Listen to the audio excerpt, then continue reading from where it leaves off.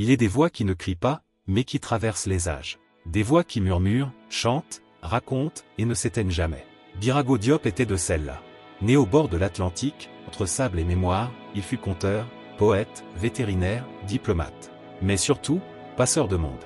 Dans cette vidéo, vous allez découvrir l'histoire vraie d'un homme qui a rendu à l'Afrique ses mots, sa voix, sa dignité. Voici l'histoire de Birago Diop, l'homme qui a écrit ce que nos anciens disaient, et qui a gravé la mémoire africaine dans la langue de l'Empire.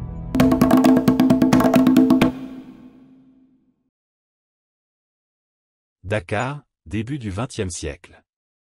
L'Afrique occidentale française est en pleine mutation. Le 11 décembre 1906, dans un événement presque anecdotique selon ses propres mots, naît Birago Ismaël Diop, non pas à Dakar où vit sa famille, mais à Ouakam, en bordure de la capitale. Pourquoi là? Parce que son père participait à la construction du camp militaire de Ouakam, et que sa mère, résidant à Dakar, faisait chaque jour 9 km à pied pour lui apporter à manger. C'est donc au gré de ces allers-retours, dans cette terre de transition, que vient au monde celui qui deviendra l'un des plus grands passeurs de la mémoire orale africaine. Mais son destin est déjà marqué du sceau de l'épreuve et de la résilience. Son père, Ismaël Diop, disparaît 2 mois après sa naissance. Sa mère, Sokna Diawara connue aussi sous le nom de Sokna Fati Diawara se retrouve seule, avec 3 fils à élever. Parmi eux, Massila, le futur écrivain. Son beau-père était imam à Dakar, ce qui explique l'importance très précoce de la spiritualité dans son éducation. Dès l'âge de 5 ans, Birago est inscrit à l'école coranique, où il découvre l'endurance, la rigueur, et la mémoire. C'est là que se forge la première discipline de l'enfant. Plus tard, il poursuit sa scolarité à l'école de Tiong, une école primaire située à Dakar, où il bascule dans le système colonial d'instruction. Mais l'une des anecdotes les plus révélatrices du parcours de Birago Diop, c'est ce qu'il appelle un accident de parcours, son entrée au lycée. Collé au certificat d'études en juin, il se retrouve sans affectation, jusqu'à ce qu'on lui parle du concours de bourse du lycée Faidherbe de Saint-Louis, récemment ouvert. Le concours se tient en juillet, et contre toute attente, Birago le réussit. Il entre au lycée Faidherbe en janvier 1921. Une trajectoire imprévue, qui révèle l'intelligence naturelle et la capacité d'adaptation du jeune homme. Au lycée, l'environnement change. On n'est plus dans le giron protecteur de la maison, mais dans le monde dur, structuré et compétitif de l'école coloniale. Birago y découvre la philosophie, la littérature française, et se passionne pour les grands classiques. En novembre 1927, il obtient son baccalauréat philosophie, avec une note de 11 sur 20, après avoir choisi la section philo plutôt que maths. Ce choix n'est pas neutre, il marque une orientation vers la pensée, l'humain, la culture, plutôt que la rigueur scientifique pure. Après son bac, Birago rêve de devenir médecin, comme son frère. Mais la réalité financière est rude. Sa famille n'a pas les moyens de financer des études longues. Ses parents, dans un geste de foi immense, hypothèquent la maison familiale pour lui permettre de partir en France. Il arrive à Paris avec un mois de retard, ce qui ne l'empêche pas de s'inscrire en première année de PCN, physique, chimie, sciences naturelles, un passage obligé pour entrer en médecine. Là encore, malgré les difficultés, il s'en sort brillamment, il termine l'année avec une moyenne de 77 sur 100. Mais, dès lors, l'hypothèque a épuisé les ressources familiales. Il faut trouver une autre solution. C'est alors que Birago écrit à Blaise Diagne, le député africain de l'époque. Diagne intervient en sa faveur et lui permet d'obtenir une bourse pour la formation vétérinaire à l'époque, les seules bourses disponibles pour les étudiants africains. Une solution par défaut? Peut-être. Mais c'est cette voie, inattendue, qui va l'amener à sillonner l'Afrique, à rencontrer les griots, et à devenir l'un des plus grands passeurs de traditions orales. C'est ainsi que se dessine la jeunesse de Birago Diop, une suite de hasards, de sacrifices familiaux, de bifurcations imposées par le réel mais toujours traversées par une soif de savoir, une capacité de résilience et un regard lucide sur le monde. Après avoir obtenu son diplôme de vétérinaire en 1933 à l'École nationale vétérinaire de Toulouse, Birago Diop effectue un stage à l'Institut d'Alfort, spécialisé en médecine des espèces exotiques. C'est pendant cette période qu'il se remet en contact avec la communauté intellectuelle francophone noire, notamment des figures du mouvement négritude telles que Léopold Sédar Senghor, Aimé Césaire et Léon Damas. Il contribue à la revue L'Étudiant Noir, notamment avec le texte « Coach Barma ou les Toupets Apophtegmes », signifiant ses premières incursions dans l'univers littéraire panafricain. En 1934, Diop retourne en Afrique, convaincu que son expertise de vétérinaire doit servir les populations rurales. Il rejoint rapidement les services vétérinaires coloniaux, d'abord au Soudan français, actuel Mali, puis en Côte d'Ivoire, en Haute-Volta, aujourd'hui Burkina Faso, et en Mauritanie. De 1934 à 1937, il est basé au Soudan français, puis travaille une première fois en Côte d'Ivoire. Durant cette période, Diop est chargé de la surveillance sanitaire du bétail dans des zones isolées. Ces déplacements le mettent en contact direct avec les communautés rurales et leurs traditions vivantes. Il y rencontre notamment des griots wolofs, et se lie d'amitié avec Amadou Koumba, un conteur d'exception. Ce griot, fils d'un conteur nommé Koumba, lui transmet une collection de contes traditionnels sénégalais et ouest-africains, reprenant des figures, moralités et cadences de la parole orale. Cette expérience lui ouvre les yeux sur une culture foisonnante, enracinée dans la mémoire collective, un trésor qu'il décide de préserver par l'écriture.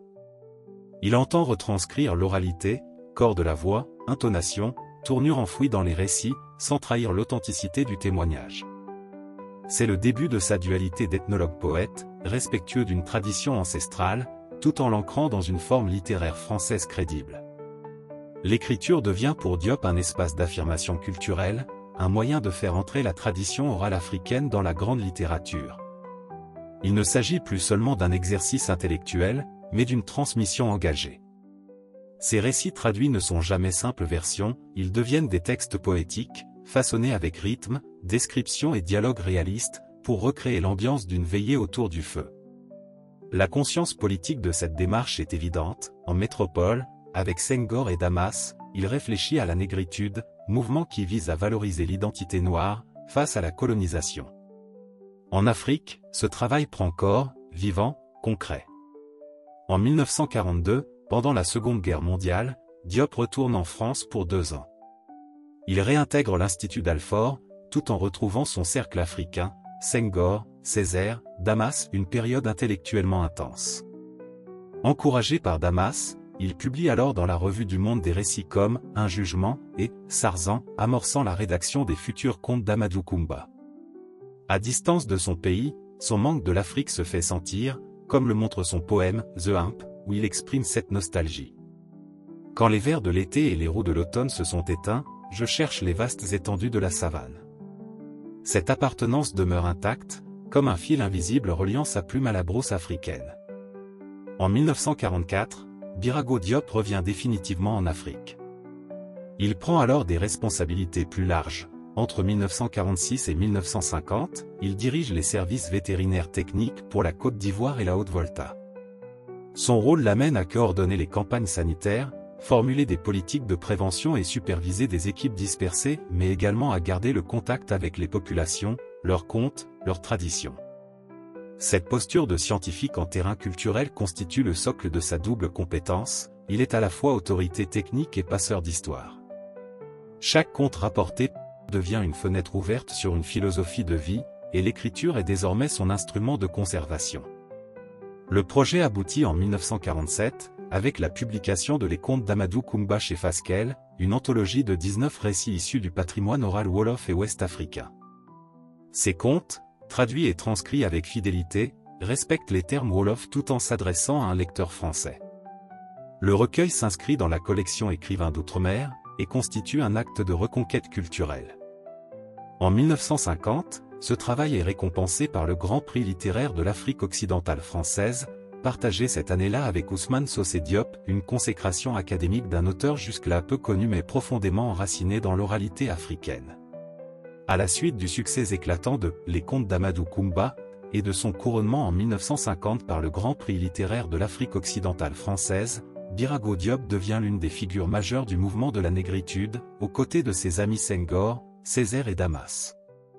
Ce courant, qui affirmait hautement l'identité noire et la dignité des cultures africaines, trouve en Diop un écrivain passeur, déterminé à porter la parole des anciens dans le giron de la grande littérature francophone. Fidèle à cet engagement, Birago n'a de cesse de publier. En 1958, il enrichit son œuvre avec les nouveaux contes d'Amadou Koumba, poursuivant l'exploration de l'imaginaire wolof et ouest-africain, mais aussi les archétypes universels contenus dans ses fables ancestrales. 2 ans plus tard, en 1960, une année hautement symbolique avec l'indépendance du Sénégal, il publie un recueil de poésie intitulé « L'heure et lueur », rassemblant des poèmes écrits entre 1925 et 1960. Ce recueil poétique offre une nouvelle facette de Diop, celle du lyrique mystique, de l'homme de la terre et de l'esprit. Il y met l'image de la nature, symbolisme africain, réflexion métaphysique. Chaque poème semble porter l'écho du vent dans la savane, les voix invisibles des ancêtres, la chaleur de la nuit ou la solitude de l'exilé.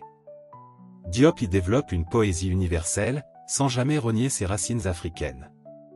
Sa voix est à la fois intime et collective. Puis vient 1963, avec la parution de « Conte et la vanne », un ouvrage où l'humour, le fantastique, la sagesse populaire et le réalisme se conjuguent harmonieusement. Les animaux y parlent, les esprits surgissent, et les hommes apprennent des leçons profondes dans le quotidien.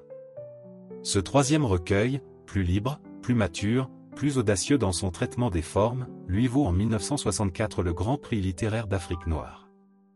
Une consécration continentale.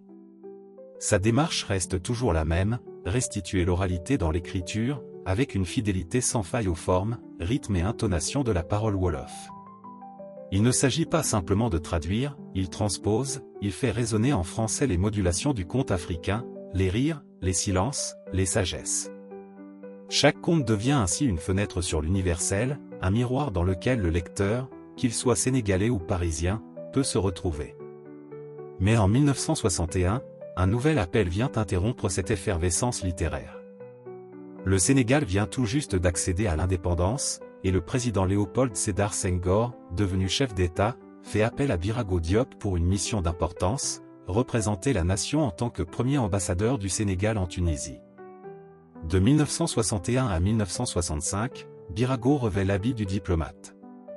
À Tunis, il se consacre entièrement à ses fonctions. Il déclare même avoir « cassé sa plume », une manière de dire qu'il suspend son activité littéraire pour se consacrer au service de l'État. Ce sacrifice personnel, loin d'être une rupture, s'inscrit dans la continuité de son engagement. Après avoir défendu l'âme de l'Afrique par la plume, il la défend désormais par la parole diplomatique. Cette période est marquée par le silence littéraire, mais aussi par une intense activité politique. En représentant son pays, Birago Diop incarne les idéaux humanistes et panafricains de la négritude, tout en s'attachant à établir des relations solides avec les pays voisins. Il agit avec discrétion, efficacité et grande élégance intellectuelle.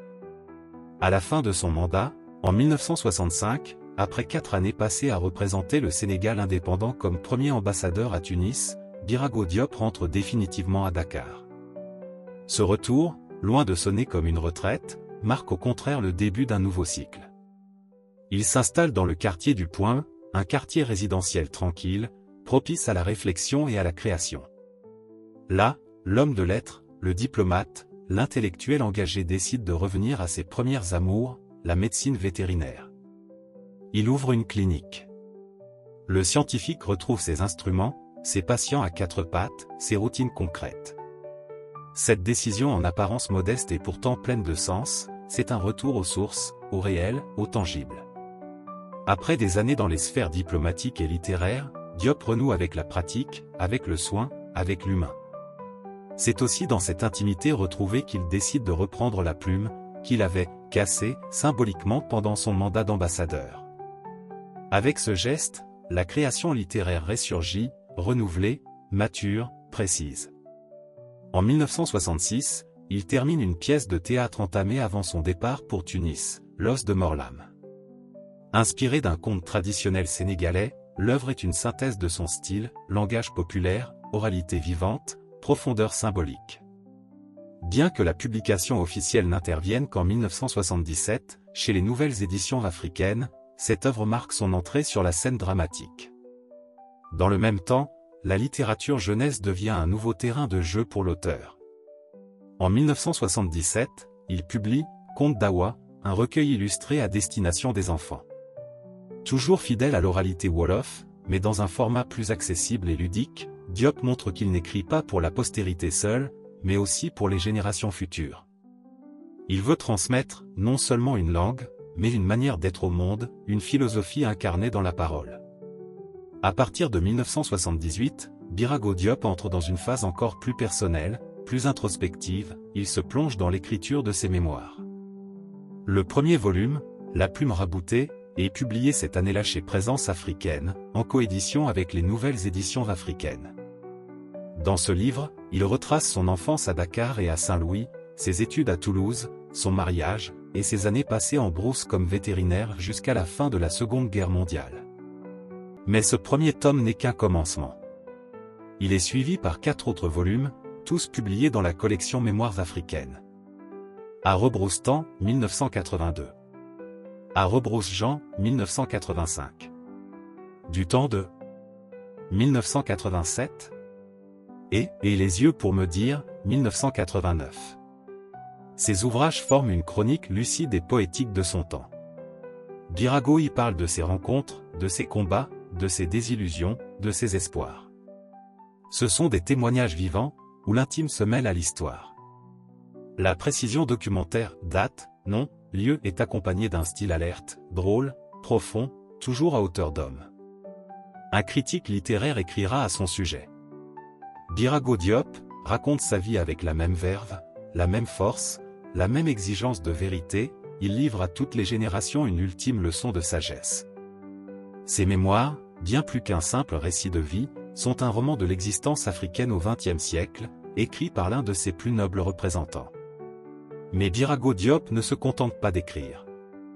Il s'engage également dans la structuration du monde littéraire africain. Il est vice-président de la Confédération internationale des auteurs et compositeurs, président de l'Association des écrivains du Sénégal pendant plus de 20 ans, et directeur du comité de lecture des Nouvelles Éditions africaines. Par ses rôles, il accompagne, conseille, édite, inspire. Il soutient les jeunes plumes, discute avec les grandes figures, participe à l'institutionnalisation de la culture littéraire africaine francophone. Son rayonnement dépasse largement les frontières du Sénégal. Il fréquente les grands noms de la scène intellectuelle, comme Amadou Matar Mbo, Aminata Sow Fall, et bien sûr Léopold Sédar Senghor, son camarade de jeunesse devenu président. Le 25 novembre 1989, Birago Diop s'éteint à Dakar, à l'âge de 82 ans. Mais son œuvre, elle, ne s'éteindra jamais. Il laisse 3 recueils majeurs de contes. Un recueil de poésie fondatrice. Une pièce de théâtre ancrée dans la tradition orale. Un recueil jeunesse illustré. Et 5 tomes de mémoires exceptionnels. Il laisse aussi un modèle de transmission, un exemple de vie, celui d'un homme qui fut à la fois scientifique, écrivain, diplomate, conteur, penseur. Un homme de pont. Aujourd'hui encore, ses textes sont lus, enseignés, adaptés. Ses contes vivent dans les écoles, ses poèmes résonnent dans les spectacles, ses mémoires éclairent les chercheurs. Birago Diop, c'est la mémoire vivante d'un continent en mouvement, l'écho fidèle d'une parole ancestrale inscrite dans la modernité. Son legs est immense. Car il ne s'agit pas seulement d'une œuvre. Il s'agit d'un héritage. Et tant que l'Afrique se racontera, la voix de Birago Diop ne cessera jamais de parler. Par son amour des contes, il a hissé l'oralité africaine au rang de grande littérature. Par sa poésie, il a capté l'âme d'un continent. Par ses mémoires, il a légué aux générations futures un héritage de sagesse, de lucidité et de courage. Du village au salon diplomatique, de la brousse sénégalaise aux universités françaises, Birago Diop a tissé un fil ininterrompu entre tradition et modernité, entre la voix des anciens et la plume des lettrés. Il nous laisse une œuvre dense, vivante, engagée. Une œuvre qui continue aujourd'hui de nourrir les esprits, d'éveiller les consciences et de rappeler que l'Afrique, avant d'être écrite, fut dite. Et que la mémoire orale n'est pas un vestige, mais une force. Alors si cette histoire vous a touché, n'oubliez pas de liker, de vous abonner à Légende et Vérité, et de la partager autour de vous. Pour que la parole de nos aînés ne s'éteigne jamais. Pour que Birago Diop reste, pour toujours, la voix d'un continent qui se souvient. À très bientôt pour une nouvelle vidéo et surtout n'oubliez pas. Demain c'est loin, notre futur c'est la seconde d'après.